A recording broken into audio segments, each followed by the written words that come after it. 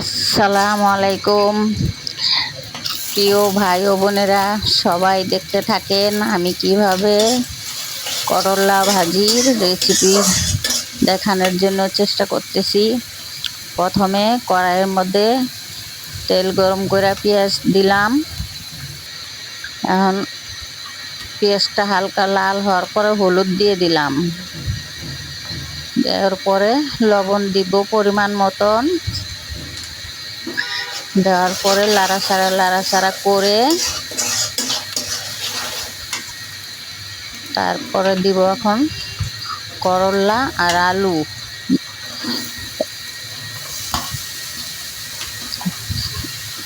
করলা আলু দেওয়া শেষ। এটা কিন্তু মিষ্টি করলা ভাজি।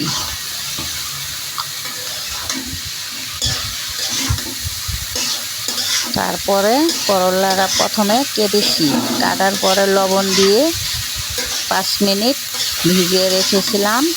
পরে চিটকে ধুয়ে পরে আলুর সাথে মিক্সার করে ভাজি করতেছি। তার মানে করলার একটা তিতো ভাব থাকে, ওইটা চলে গেছে। আমি করলা ভাজি করলে একদম তিতো হয় না। এই দেখছেন কত সুন্দর লোভনীয়, একদম সবুজ কালারের মতো হয়ে গেছে আমার করলা রেসিপি। রান্না এখন শেষ পর্যায়ে, দেখতে থাকেন।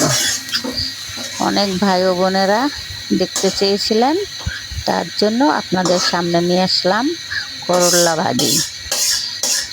এখন রান্না শেষ। এখন আমি একটা বাটির মধ্যে নিয়ে নিলাম। এই দেখেন